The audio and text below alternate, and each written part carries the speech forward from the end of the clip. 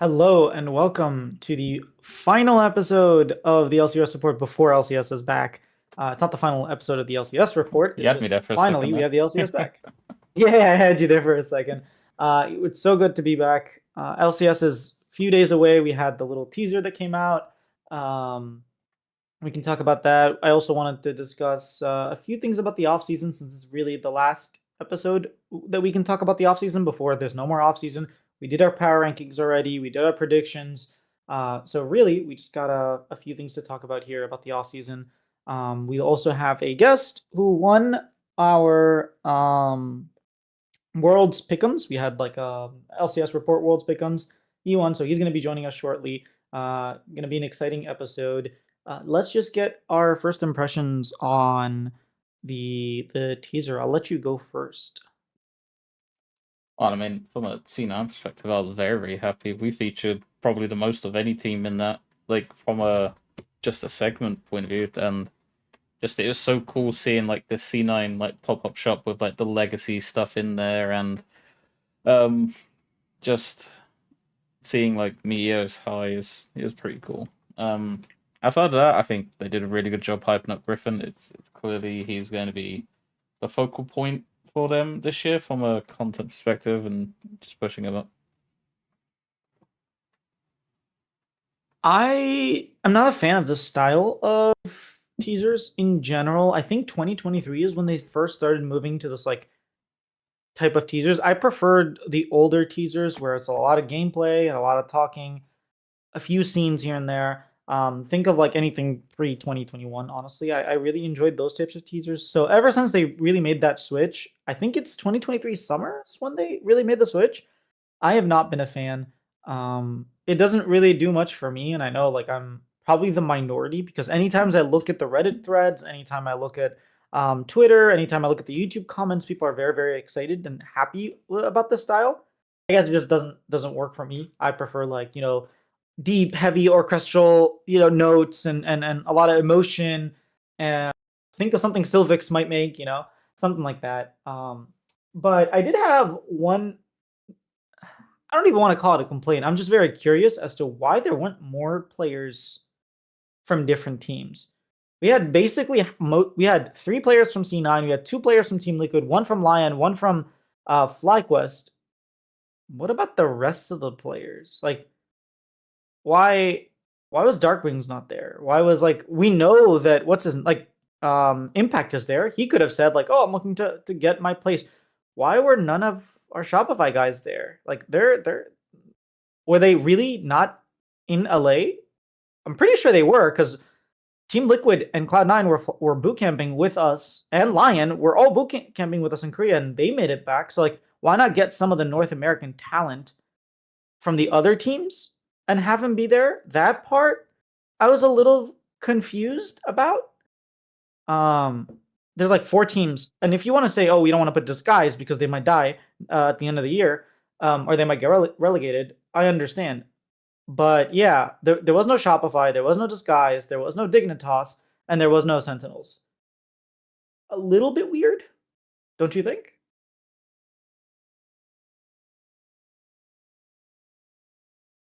Oh, you're muted. Okay. I think obviously, I think from your perspective, it's going to be really, really annoying because like literally your team wasn't included, and the only part of it that was included with Shopify was the brief pan that it showed contracts.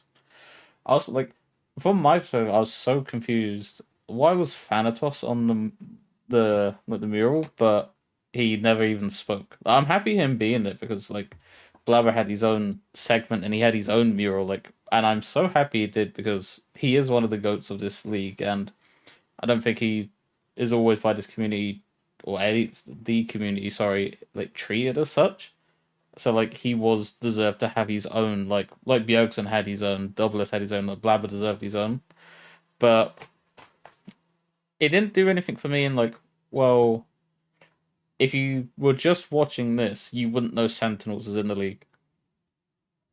Like it's yeah, they didn't do like the best job of like covering all the teams. I think one of the favorite ones I did like was I think it was this one of the summer ones where everyone was on like the beach or like they're doing something of like that kind of. I think it was I think that 2020. was 2023 summer, which is the one that I was like, ever since they started doing that, I'm like, I'm not really a fan of that.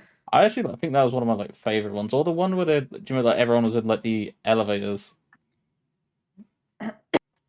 Oh, the one with Bjergsen, that was 2023 spring. Like there were the goats come out as well, like with Bjergsen and Double Lift, Yeah, and like yeah. a literal goat. Yeah, I remember that one. Um, yeah, but like it's understandable. Like when like when you're marketing like the LCS is back, you're probably gonna choose to market your like your biggest organizations, and like it'd be hard to not include FlyQuest, unfortunately, in it, even though they're not going to be as good this year, because they're like defending champions and they went on like an insane run. But yeah, I think it clearly showed where like Riot's marketing's going to be this year. It's going to be the two big teams of FlyQuest. And then obviously, like they have to include him because Inspired chose to go get the bag. I mean, I'm not against. I think all of the teams had a right to be there, especially when the mural had all it. Like, here's the thing: this is probably done around media day time because that's when like Riot really starts doing stuff. That's Yeah, my assumption. That's how it usually works. But then you have like you had an opportunity to just bring more players because you brought Sven and Volcom. You didn't need to bring Thanatos. You didn't need to bring like both Core DJ and Quid. You could have just brought one of them and then had like contracts be there because contracts was there for media day.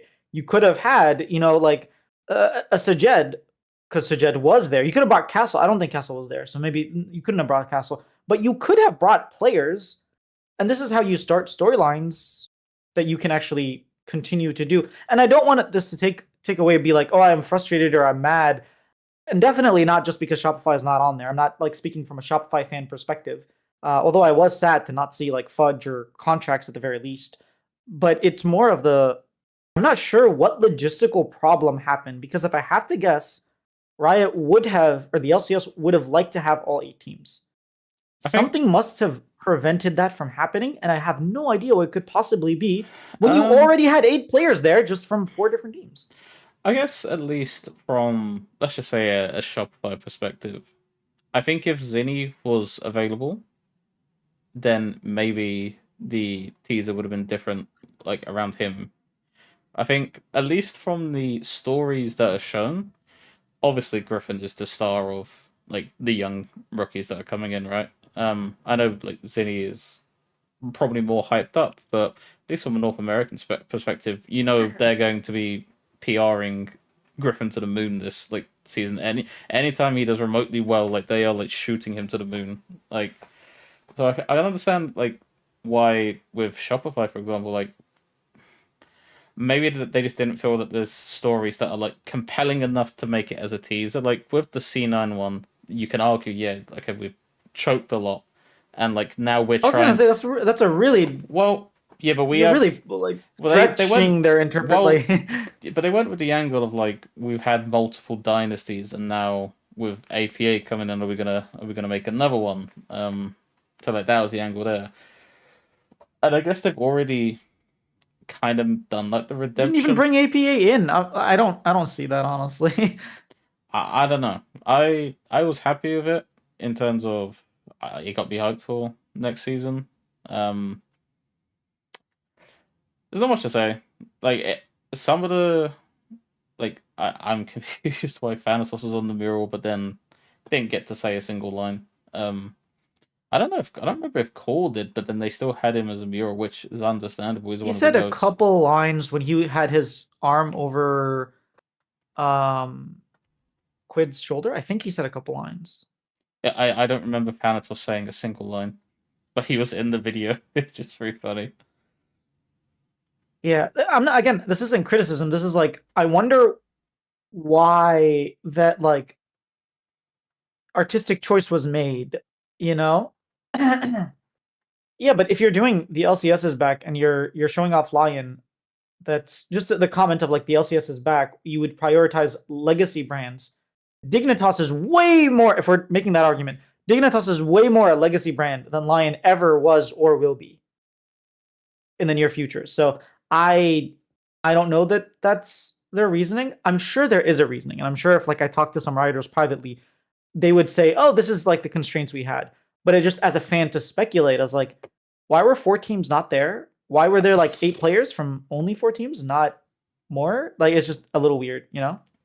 I think it's because, like, to be completely honest and like be blunt, I think one of the reasons, maybe if they don't even say this publicly, but I just think it's the 4 teams that are going to be marketed like that's going to have the most eyes around them. Like, there's no way. Like, who's going to have? there's no way that that's their logic.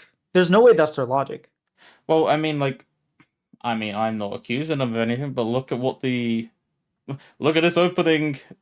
Look at the opening matchup we have, like Cino versus TL. Like, I'm not accused. Okay, That was I'm not, random. I'm not okay. Yeah, of course it's random, but like it's very convenient that it always seems to, like, the random matchup always seems to be the biggest matchup. I mean, I think they lucked out with that. To be honest, I don't think that I hope they recorded it 5 different times. You know, yeah. No, but like, I'm not trying to accuse them of like rigging the system or anything, but like it just always seems convenient that they have like the biggest game. I'll tell you how we know it's not rigged, because last split we did not get a single game between the 2 finalists in FlyQuest and Cloud9. If it was rigged, we would have gotten it 100%. We didn't get it. It's not rigged. Well, but that was more the format not allowing it. I'm pretty sure, wasn't it? I mean, they could have rigged it somehow, right? I mean, they tried with the rules. Okay, maybe let me not say that they tried to rig it. They pulled out a secret rule book different than the rule book that exists, that had different rules than the rules that exist in the rule book, in order to give Cloud9 a chance at finishing first, without even telling Cloud9 that they had a chance to finish first. Anyways, we're no longer the LTA. That was the LTA's problem. Let's talk about the LCS. The LCS offseason is officially going to be over in 4 days. Now, in the offseason, we saw a lot of things. We saw some things we didn't like for example, Busio leaving. That was not great. We saw things that we loved, like, for example, the NA tech team. We saw some things that we're not too sure. So we wanted to take today as an opportunity to really look back at the entire offseason and figure out what are the things that we really liked, so that in next offseason we can see it again. What are the things that we're on the fence about? How can we fix them so that we like them? And then what are the things that we really disliked and we don't want to see anymore? So which one did you want to start with first, Marn? We'll go to the last option. You said I couldn't hear properly all the options. So we start off with what we did not like, what we hated about the offseason. What did we hate? Are you talking about from like a roster perspective? Just everything. What did I hate? Crappy marketing. Crappy marketing. I feel like that's like, it's just everything compiled into 1 week, and I hate it. Like where would I even start? Like, just no shorts, no advertisements. Like, you don't have to. It doesn't have to be. They don't have to be players. Just, like, I know casters deserve a break as well, but honestly, just spend like a day recording stuff with the casters, and then just, even if it's like 2 weeks out, just start posting them every single day. Like, hey, LCS is back. Because like, what they tried to do that, where during the winter show match, they got a bunch of clips and they tried to post them like periodically as like content. But I kind of agree with you. They definitely have dropped the ball on just off-season marketing. Yeah, like, how many entries can we put in for hate? Let's do, okay. If you're really passionate about it, we can each do 3. Okay. And then we can like have 3. But let me go so we can do 1-1. Okay. Alternate. Yeah. My next one is Busio leaving. I thought Busio leaving North America, like when KC comes and knocks on your door, you kind of need to just open that door and be like, ta-da. He had opportunities to stay in North America. He wanted to join KC. Like, KC is running what, 2 of the 5 roadshows or homestands. Like the team is already so incredibly popular. He's streaming to like 10 times more than what he did in North America. I don't blame him in the professional sense in any way, shape, or form. But when it comes to North American fan, like, come on, man. We spent 3 years with this guy in North America. He becomes the best, and then he leaves. Like, come on. Yeah, he literally like we spoke about this if you recall, like before we even have like even before it was even like remotely a discussion. Like, there's a good chance he like why would you not want to go play in Europe over like what we had at the time, which before was no road shows and stuck in the closet every day.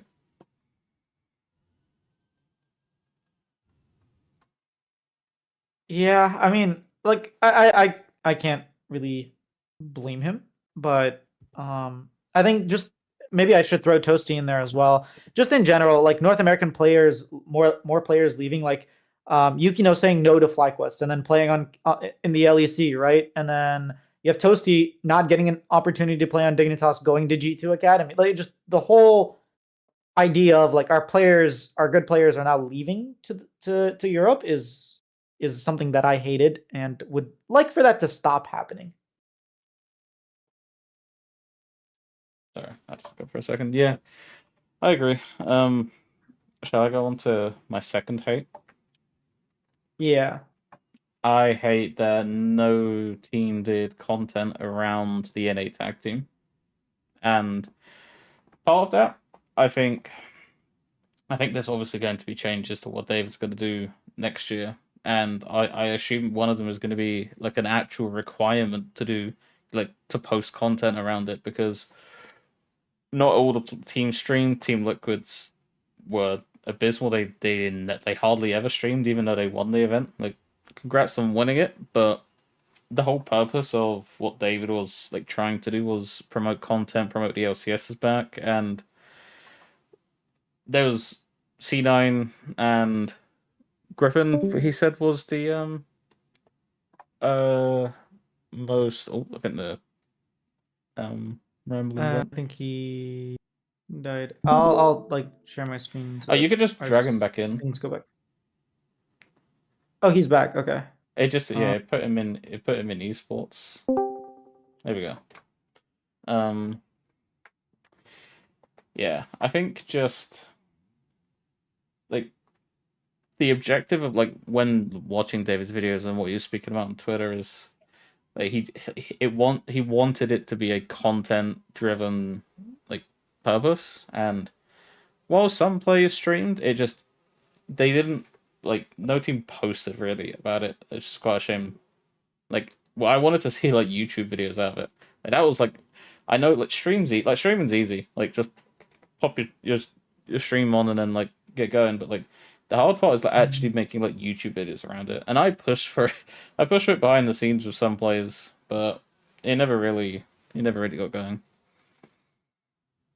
Yeah, no, I think there's a lot to be said about what could have been done. I think just like a centralized clipping channel where everyone can go in the morning and watch like 3 or 4 shorts per day, and then maybe one video per day as well from all these different teams. You imagine just like 3, 4 different teams all doing that. That would have been so much content for the team. It would be relatively cheap to do. And it would have been like hyping up your team, and sure, like Cloud9 was losing a lot, but like I'm sure they had some good plays. I'm sure they had some funny moments. Like I had Cloud9 fans sending me stuff that was hilarious, honestly. So I just feel like teams could have absolutely done more. And I actually want to get Rambling in here. Rambling did win our LCS Discord pick'ems for Worlds, and so we have him on this episode to talk about like the entirety of the off season. So hey, Rambling, how's it going? Good. Hopefully my settings are all good to go. Now Not you too sound loud, perfect. not too quiet. Now you sound perfect. Okay. Did you have something on the off-season Rambling that you hated? I mean, I was listening to y'all while I was getting everything set up, and watch David often. Like it's lucky that we got the NA tag team and what kind of streaming we did get from that, but it just feels like the void between the winter you know show match and now there's just nobody really filling that. Besides guys like y'all, David, not really the teams or the league. Yeah, I think that kind of also goes to Martin's point of like the marketing fail. I feel like a lot of our points can kind of boil down to, hey, this could have been done better marketing wise. It feels like we had so many different opportunities this year.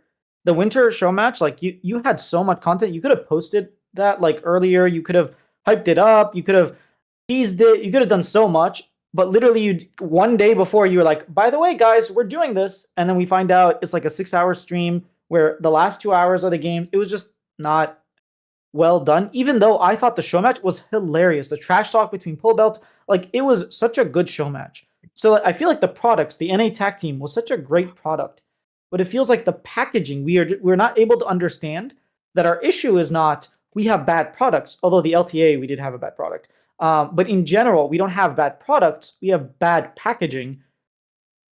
And in like this social media world, the packaging is the marketing, the content that you push out for all of this stuff.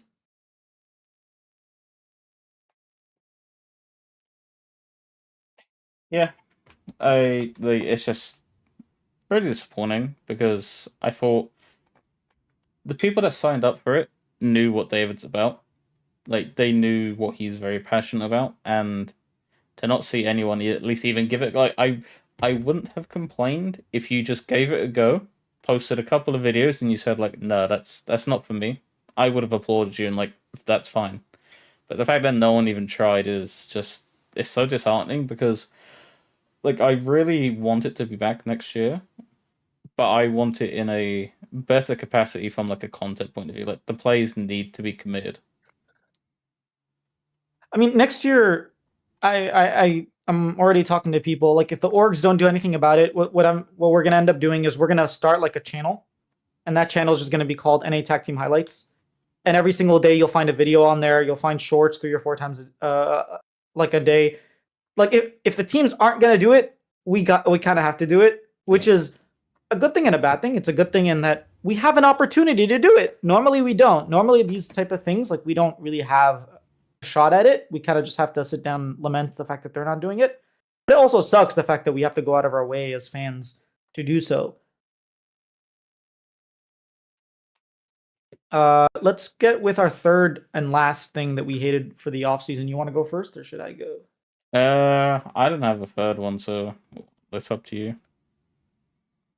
All right. The thing I hated the most about the offseason was so I mentioned Busio.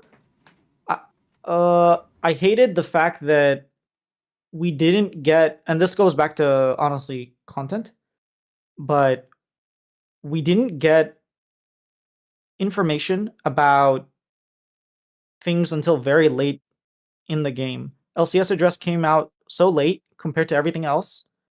We didn't know when the games were going to be played. Like obviously they tried their best and they moved the date earlier from Thursday to Tuesday for the draw show, but that's still far, far, far too late. We don't know when the road shows are going to be in North America. We don't know what dates. We don't know what places.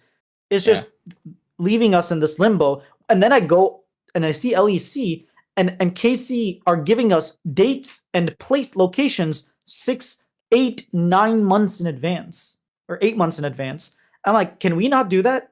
Can you not just tell me where it is? I know I complained about this before, but I need to put in time off. I need to book stuff if I want to make it to these road shows. And the longer it takes for them to tell us when it is, the worse my chances are at going. And I really want to go. You have any thoughts on that, Ramblin'? Yeah, I've only been watching League since 22 Worlds, but it, just in the several years since, that just feels like a constant of Riot is just, when is the spring finals going to be? When is summer finals going to be? When can I buy tickets? APA's mom, tweeting constantly about, buying tickets for opening day, and she doesn't know if she's going to see APA play or not. Yeah.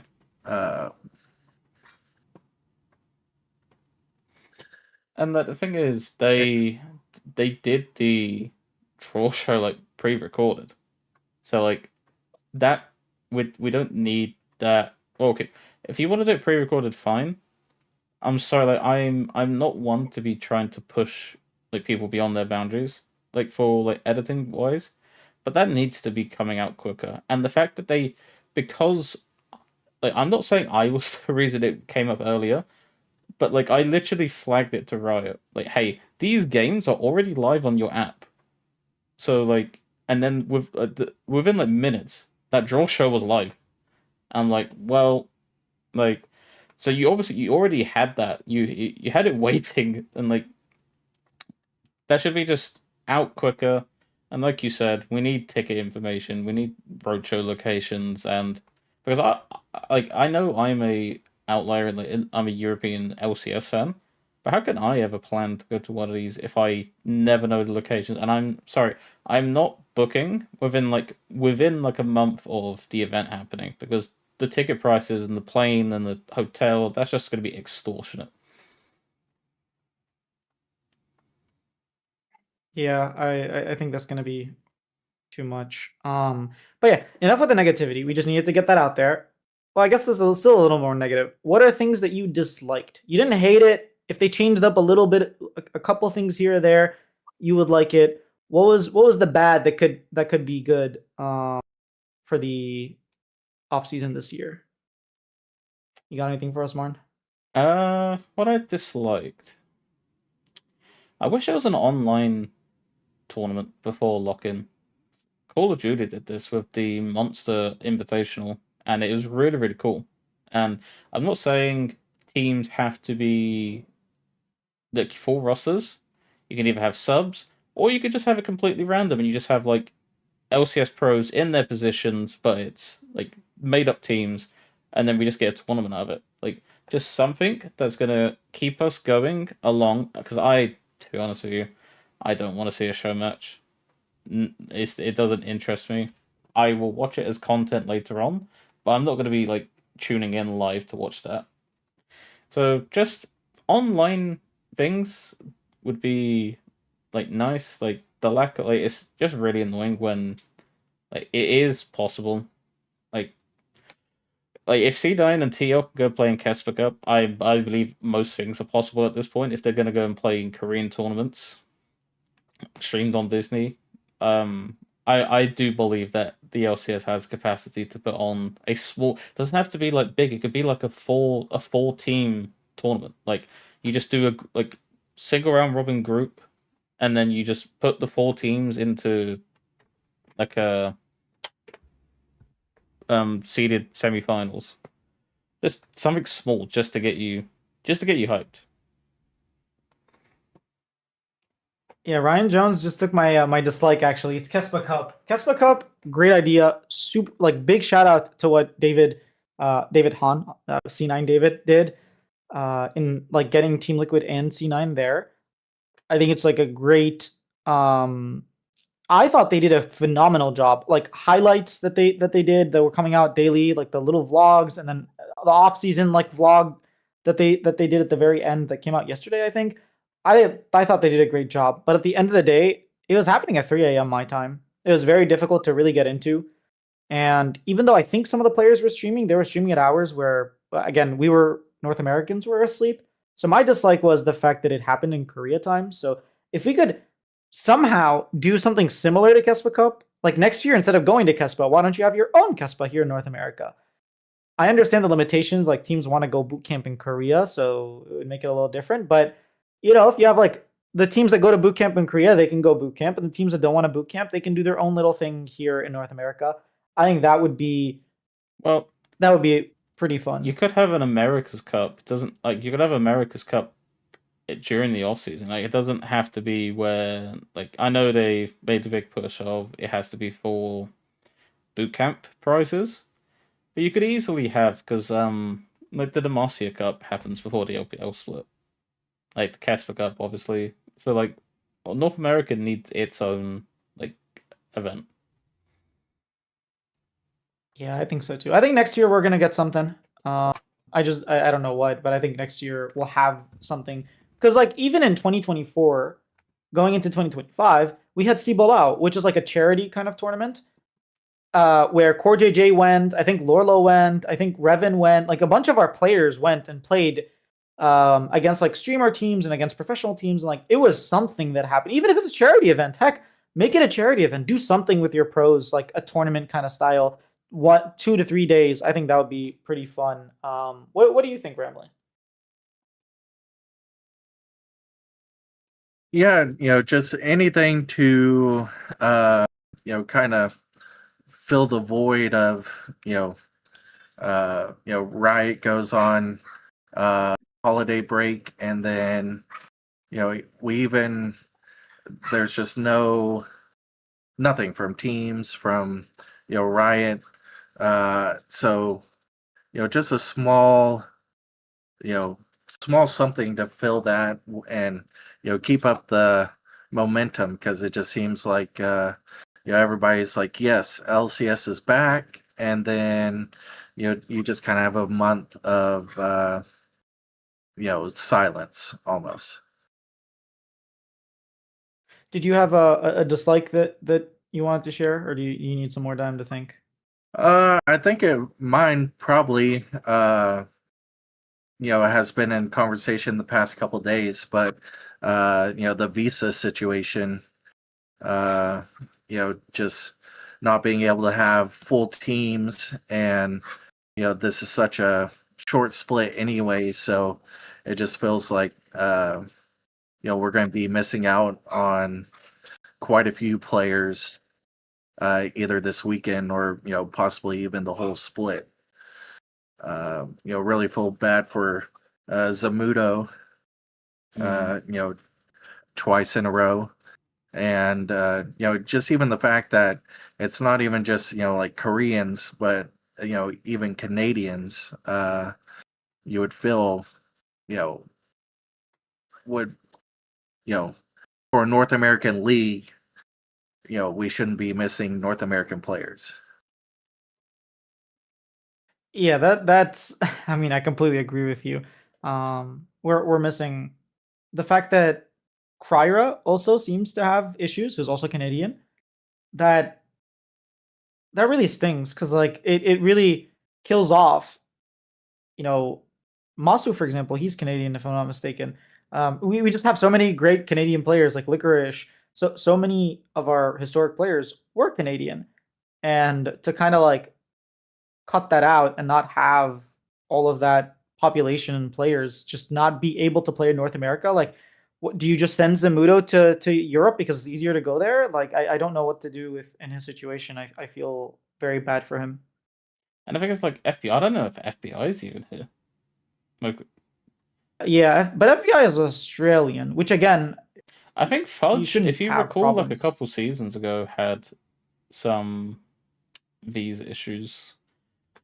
I don't remember that. It was no, it got sorted in the end. He did play at the start of the season, but like for like a hot minute, it was a worry. Like, is Fudge going to be here for the start of the split, because he was stuck he was stuck in Australia. um, but I mean, like, through any means necessary, I guess. But like, I can foresee this being the fight. Like, finally, NA players getting some push. Like, and teams are gonna lap it up. Like, oh, we're promoting Tan. It's like the only reason is because you can't get your Koreans through the door like anymore because of like the visa problems. So like it is really frustrating, and this is why I was a heavy proponent of doing preseason stuff, because and pushing the start date back a little bit is so that you can have these off-season events where these players aren't going to be aren't going to be here, but also to have your team like prepared, like the players that are going to be here, at least get them some reps in. So like Lion, for example, if Berserker's not here, like at least you're having some off-season practice, but without him, like getting accustomed to that, because I think some teams are going to be going into this like these stage games completely unprepared because they don't have their players. Yeah, I really don't know how to fix that besides saying, hey, maybe next year don't hire people from overseas. Like, which is not, it's not a solution. Don't get me wrong. I'm not trying to say that that's a solution, but like, what do you do? You just pray that it comes and you have a sub in mind. I guess that's what you got to do, huh? Yeah, and I think that's why like I'm pushing hard for like the pre's and stuff, because then at least you have reps with rosters that aren't at full strength, and you can at least get accustomed to that quicker. Because yes, you're going to be scrimming, but you're in this weird limbo of we're playing with an ADC and maybe a mid that like aren't going to be with the team long term. So how do you try and work? Do you just play off vibes, or do you still try to stick to the core values you maybe were learning in Korea? Let's say Shopify, for example, having insanity instead of Zinni. What do you do in that as the players? Like, are you trying to still play as if you're playing with Zinni, or are you playing like just off of vibes because like you don't know when Zinni's going to come in, and you don't want to play a completely new style just to fit Insanity into the roster? No, yeah, that's true. Speaking of Shopify, this is my next dislike, and we can just like cap it at here because there's a lot for us to be excited about, so we can get into that. My last dislike is, man, how are people power ranking us fourth everywhere? I am frustrated with that. I do not think people are in their right minds. Um, I know I've rambled on and on and on about people putting us fourth, but I'll probably ramble on later, so I don't want to take up too much time talking about how people are crazy. I just commented on Raz's TikTok where he was doing power rankings on the teams, and he put us fourth. I couldn't help myself. So yeah, I'm not liking that. I dislike it. I think you'll be pleasantly surprised by Kangas if he. I listened to his league rundown podcast, and he has y'all. One or two. Just depends on. Okay, nice. Kangas is a man of culture. I didn't know I was going to be talking shit about you guys already. It's too early for this. I mean, I did call this, if you remember when I said like when you ask all the people where you're gonna put Shopify, I guarantee you it will not be high, and they're not putting you high. I think it's understandable, but I'm trying to look at it from a non-biased like and a Shopify's perspective of you significantly upgraded. My biggest gripe with you guys is I just don't think the players are like I think they're light switch players, and that's why I think people rank you lowly. It's because you you will turn it on one moment, and then the next week there's turmoil, and there's um Alafox saying, "Oh, we're not like I can't remember what he said, but it was something along the lines of like it's just all gone, like it's like it's doomed basically." And yeah, I'm still shell shocked at how you ended the season, and that's coming from how we ended it. Like you beat us, fair, like, and then you had some decent moments get Flycus, and then which was meant to be your free hit, and then you completely shit the bed against CB Loyalty. I can't even remember it now. Yeah, red.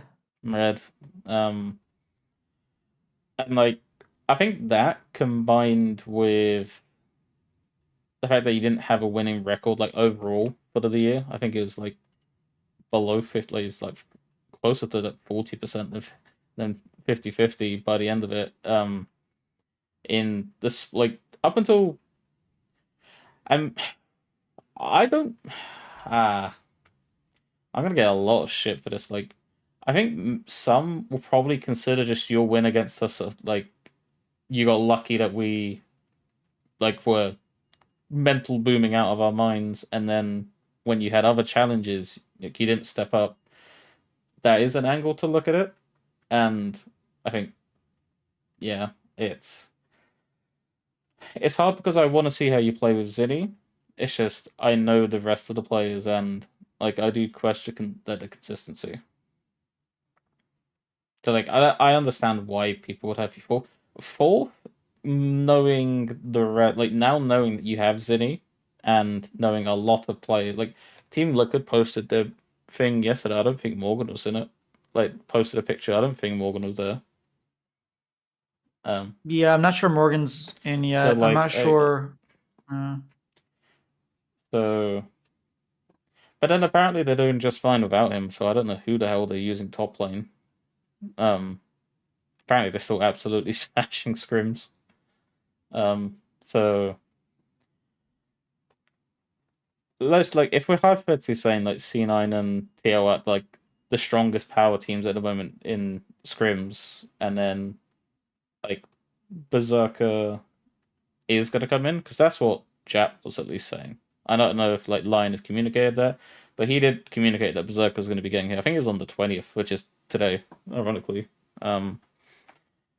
So maybe there's a world where you come fourth under Lion, but I think it's a toss up between like you and Lion for like third, if I'm being completely honest. I don't know. I saw the Team Liquid play at Kespa with their full intended roster. It meant our Shopify team from last year would have beat them. I mean, we did beat them last year, but we still would have beat them. So I don't know. I think people are overestimating Scrimbucks, dude. This happens every time. Oh my god, they're dominating scrims. Guess what happens? You like it happens all the time. And then you have teams like 100 Thieves who are completely bad in scrims, and they go and they win the stage games anyway. So like, I mean, it happens all the time. For me, I'm literally waiting for summer playoffs to judge my team, because I know we're going to be good. Lock in. I know we're going to be good in spring. I know we're going to be good for the majority of summer, because that's never been our problem. And I think that's what we said when people used to like power rank us low. It's like, no, this is not when you should be power ranking us low. It's wait for summer playoffs and then make the prediction that we're going to fall. Do what David did. Yeah. Wait until summer playoffs and then call us bad. Yeah. We can get into the stuff that we're excited for, like the great parts of the off season. Rambling, I'll let you go first. What did you absolutely love about this off season? For losing what we did as a FlyQuest fan, I'm very excited the direction we went. I feel like everyone's going to become a huge Griffin fan over the year. I just feel like he's got a lot of charisma, and I watched a lot of LTA South last year, and just and even in the NA tag team, he was spamming Mbessa, Riven, everybody was spamming Jarvan, but just these carry junglers that he kind of feels like a sniper, but as a jungler, almost, to me. So I just very excited for see how we develop, into the later splits this year. I kind of agree with that. I mean, we talked about it a little bit in the beginning of like, oh, they had from FlyQuest Griffin, and they're hyping up Griffin, and everyone seems to be doing that. So I am hyped for this guy. I think he'll have a very long career in the LCS if he really wants it. Hopefully he doesn't go to Europe, but I think he can definitely be a staple here in North America. And I think that I don't know if you listened to the interview that I did with their head scout Empire. He kind of gave an overview of, honestly, if you're a FlyQuest fan and you haven't watched that, I don't know what you're doing. He really does lay out exactly why they picked every single player on that roster for 2025. I didn't think he was going to do this, but I even gave him names of different players that could have suited the FlyQuest roster, and he said exactly why they didn't go with those people. So that was very interesting to me as well. alongside the fact that he gave like a retrospective on the 24-25 season as well. So there was a lot of information there, and it seems like this is a long-term project, and it almost feels like he believes that he would love to do like a three-year project, but he doesn't think contracts are not set up to sign a whole team for 3 years, and he really believes in developing talent, and so that's one thing that he was really trying to do with this FlyQuest roster is he had his eye on Geckos for a while, and when the opportunity was right, they brought him in. They had like Bippo coach him, and now with these other two players, it's like a gamble, especially Cryogen. He describes as a big gamble, and he thinks he could be the next Busio. So there's a lot of reasons to be excited for this FlyQuest roster. Yeah, like I said, I listened to League Rundown. They just had their episode about the upcoming LCS week, and they have a couple of tier 2 casters, and they were very excited about Cryogen as well. Yeah, I think besides just FlyQuest, I think the top end of the league as well not being, it was a little, I want to say bland last year, where it just seemed like it was like FlyQuest C9 or and then you kind of had a step down, and it seems like you have at least 4 possibly 6 teams that if everything goes right could be contending this year. I think Yeah, we what do you say think, that. Warren, about the I think we FlyQuest? say that every year, and then it ends up just being 2. Last year we didn't. Last year it was very clearly FlyQuest Team Liquid, and then maybe C9. Yeah, that was like one of the only times. Like,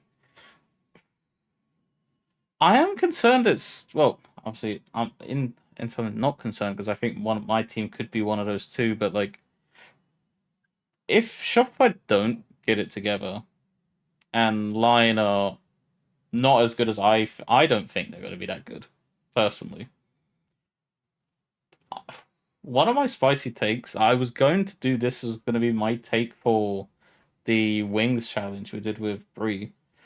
I was going to make the spicy take that for all 3 finals are C9 TL next year.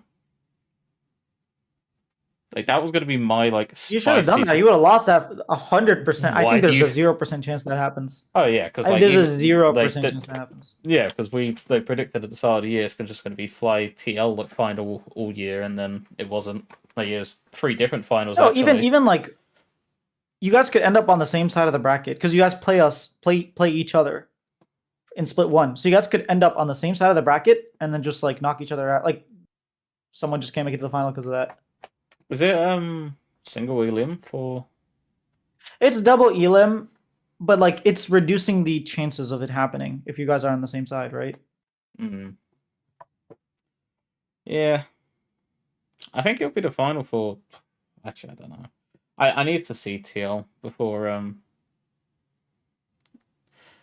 I need to see TL. It's so strange how people are putting so much stock in Team Liquid. I know this is the great part, but it's so strange how you're putting so much stock in Team Liquid after their collapse because they got quid, and apparently Morgan is supposed to be great. And Jose Diodo, everyone was like, "What? Why would we ever bring a player like him?" And then, what's his name? What's their coach called? Team Liquid's coach? Spawn. Yeah, Spawn comes out and says he's a good player, and so everyone's like, "Oh my God, Jose Diodo's great." I'm like, dude, like, I normally don't do this, but word of mouth from everyone is saying that Team Liquid is playing really well. Like, but obviously you have to translate to the stage. We'll see, and like, it's hard to bet against Quid. Like, he's so fucking good, and like, yeah, but he's also a choker. Like, this guy, are we forgetting that he's just like an incredible? We're not out of final stage. Like, we're like week 1 of the regular season. Yeah, what happened in his first year on 100 Thieves? His first split on 100 Thieves, he choked. He was really bad. There's no guarantee that he doesn't regress. I think that's in really spring, hard. he played like absolute trash. Yeah, but in spring of 2025, I don't think he was horrible. No, you said okay. He has ups and first, downs. He no, has ups and because downs. You said like the first split of his career, like 100 Thieves career, like that's what you said. Like, I think that's very like when he very first joined when he was with Bjergsen in Double F, or with Double F even. I thought that's what you were referring to. I was gonna say that's so harsh on Just like. that is true, but my point is that this guy is up and down, right? If you can get him to click, he will click and he'll play great. But just betting on the fact that he's going to click immediately on Team Liquid, which is a very harsh environment, I find that to like be a losing gamble. But what do I know? Anyways, we can do um your next, like, what you're excited about for, or what you loved in the off season. Oh, how biased do I want to be? As much as you want. It's what you loved, you know? I mean, We're being as biased as we want. I enjoyed our content, honestly, throughout the off season. I was very, very happy with what we were doing. Like, it was nice to be able to wake up to the highlights. Because obviously we don't pirate any streams here. We only watch the legal highlights that they provide. So like, just making sure that we have enough content is just really nice to see. And I think like Danny has done such a phenomenal job, and the big documentary that came out last night absolutely slapped.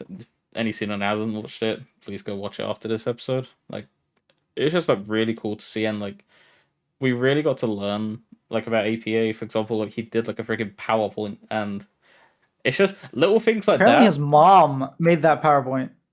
But it's even like little things About him, like yeah. that builds little like just crumbs of hopium. Like, everyone does it. Fans, like, I watch that and I'm like, yeah, okay, we're winning all three splits. Like, that's like the immediate mindset.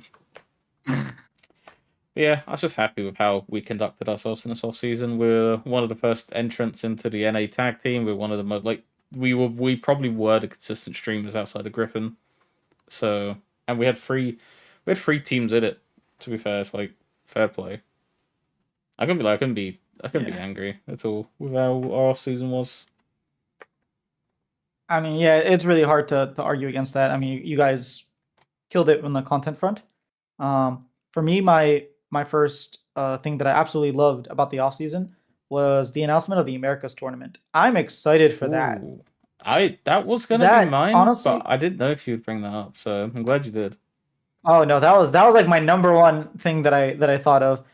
That is gonna be awesome, man. Just the idea that they're giving boot camps, the idea that we get something between, like literally an off-season event, like we're asking, kind of just a little late, that has some stake, you know, bringing them to Sao Paulo. Just the fact that they thought of, oh, where can we use our budget most effectively, and this thing like was, we could see signs of, hey, maybe we could make this work, this like CB the Americas work, if we change the format. How do we keep some of the good stuff, like the very few good things that we had in that tournament? How do we keep that? And they figured out a way. I thought that was really, really cool. I wasn't expecting that. So in terms of something that I loved the offseason, I absolutely love that tournament. But how do you feel about that tournament, Rambling? Yeah, I feel like any way to get more teams, more, even if it's a, lower case I international, experience, getting them out, because, it may not be, one of the, bigger teams, that, make it there, considering it's second and third. So, say we send C9 to first stand, but then we get, Shopify and Fly, as second, third. That's a great way to, I feel like, a little less pressure, but you still get the travel, you still get, kind of the experience. And that, I think that can only help. Plus it gives us, more games to watch. And I think if there's anything that LCS fans want, it's more games. Yeah, I think like for Fly, that'd be like immense getting like international experience for such a young roster that early. Like, it'd be literally after Split 1, they already, like, CryoGen's already had some taste of like what a non-American like team's going to be like from a tier 1 perspective, because yes, Brazil's not like the highest, but it's still an important region, it like clearly is for the fact that we're going to be playing games like NA versus Brazil. I'm happy with it. I hope like in the future they make it bigger. I hope we get more teams. I think maybe like make it 6 to 8 would be fine with me. So like 3 on each side. Maybe throw in an academy team on both sides. I think would be fun. But I'm pretty happy with. It's at least something to start off with, right? Set the foundations. And depending on how it goes, expanding it, what was the kind of Asia Invitational they did this past year before Worlds? Well, if NA loses all their games to Brazil, that shit is out of there. No more America's Cup. We just go 0-6 real quick, go or 0-4. Go America's home real Cup? quick. Nope. Yeah, no. That's the Brazilian Cup. Like, we're not part of that. Or It would like, be what really if cool if we? it was a finals between Brazil and North America. That would be cool. Yeah. Yeah. I feel like another thing is, if we could expand it to, something with Europe, bragging rights for, say, like Why didn't we fourth do or that? sixth place, or Why didn't we do that? Why didn't they just bring back Battle of the Atlantic? Why didn't I love fair enough Brazil. I know Brazil, but screw them. Go and give us G2 versus FlyQuest or something again, or somehow have sent. Oh, could you imagine Sentinels and G2 hate each other? Imagine if they somehow met at a mid-season event. Oh my gosh. You know what they could do for next year? They could send 2 European teams as well. So and have it just be a 6-team bracket. So instead of putting NICL teams, we could just straight up just bring the second and third seed from EU. EU got to find the budget to do that. Y'all got to figure that out, the money side. But you guys aren't really struggling on the money side, so just send 2 teams and figure it out. I think that could be a lot. That could be a lot more fun. But I'm happy with what it is right now. I think trying to make it too big too quickly has been a fault that Riot has done many times. And so now I think it's exactly where it should be. And next year, we don't know where First Stand is, so we don't know where they're sending it. If First Stand happens to be in Europe, I think that would be really cool. We could obviously have something like that. So yeah. My next thing that I was that I absolutely loved in the offseason is head coaches giving you a detailed description of why they picked the players that they did. Spawn had a video where he was just walking around his neighborhood talking about why they picked which players. I think he had a little video that he posted on Twitter, and then they had a full video on YouTube, if I'm not mistaken, with Steve. So that was great. Shopify, they had obviously we talked to both coaches. I talked to Revan, I talked to Demonte. They did that with FlyQuest. I did one with Empire. That was really good. Cloud9 did a bunch of different content pieces to talk about it. Golden Glue did a whole interview, 30 minutes, talking about why they picked which players. 5 out of 8 teams is a pretty good number. Yeah, I'm happy with the transparency. I love that stuff, man. I love that stuff. Yeah, because I think transparency is important, and it allows you to invest in the project. It gives you multiple options if you're a newer fan. Why do you want to pick this project over another project?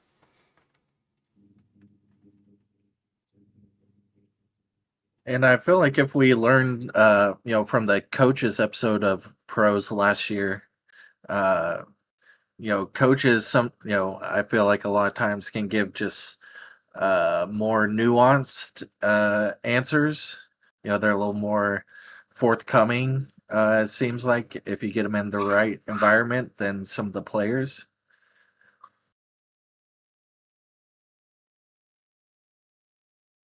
No, I agree. The ability to almost just show you a different perspective, because what the fan narrative is always going to be the fan narrative. What the broadcast says is always going to be what drives fan narrative for the most part, and what players say usually is very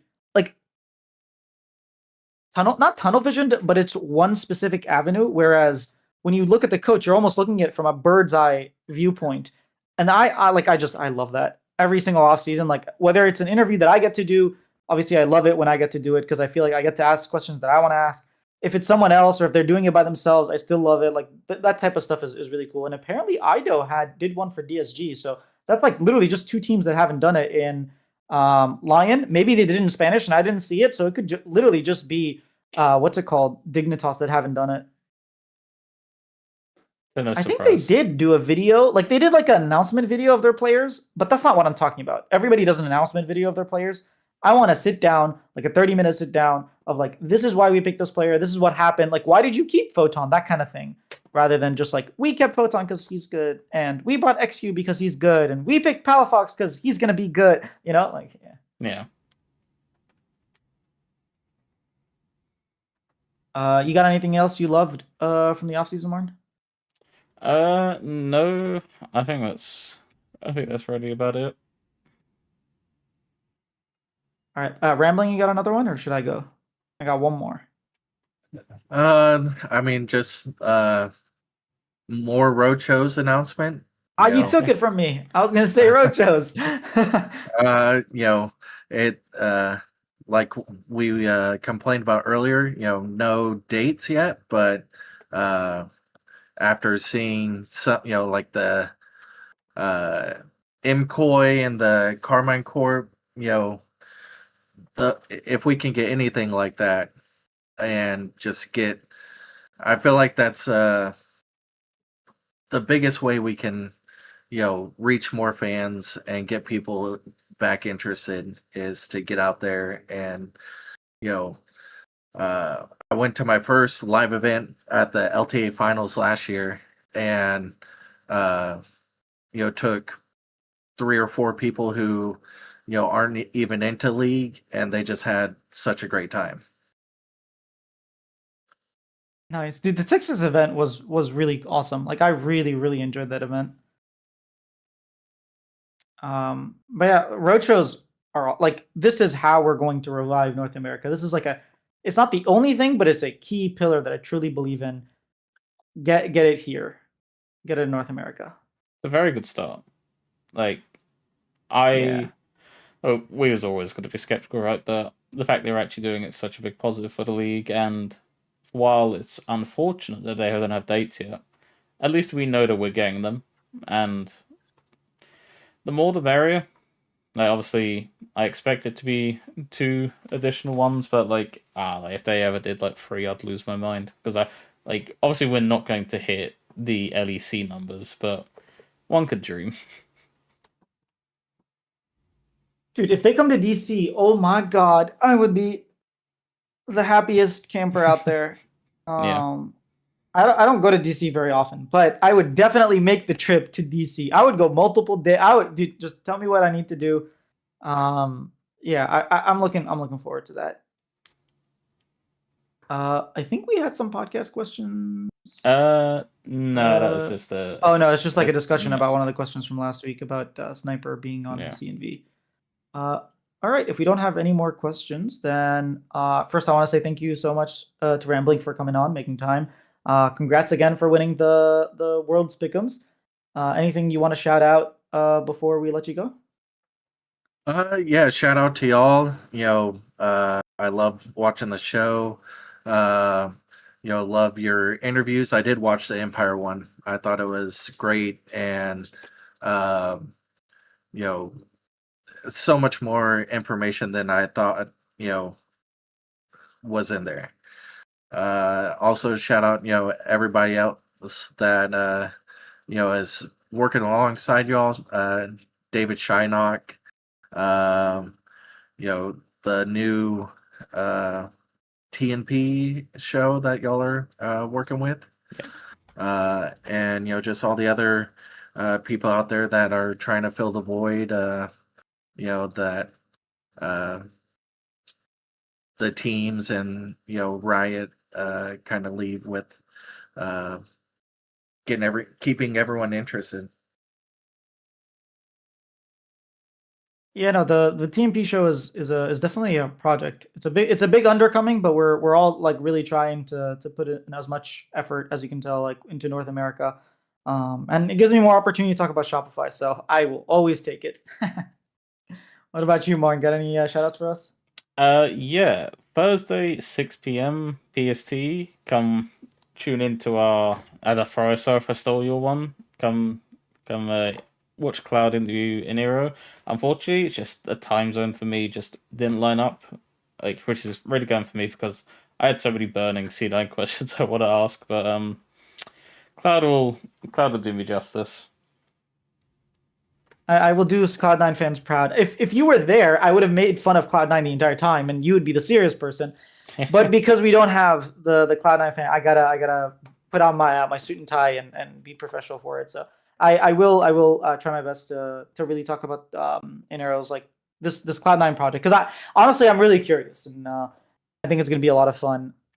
For myself, shout out the TMP show. Shout out Sylvix. I did an interview with Sylvix.